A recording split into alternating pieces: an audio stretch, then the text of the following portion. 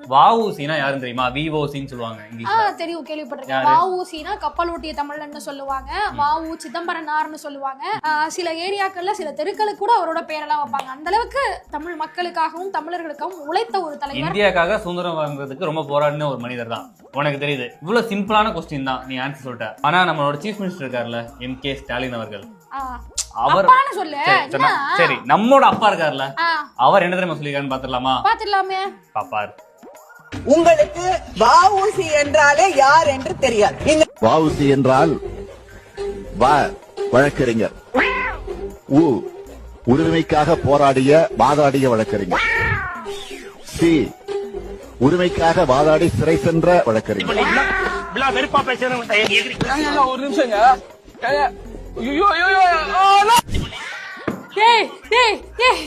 எனக்கு புரியல என்னடா இது.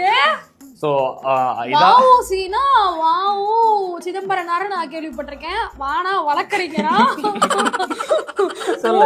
உரிமைக்காக போராடிய வழக்கறிஞர், சி உரிமைக்காக போராடி சிறை சென்ற வழக்கறிஞர்.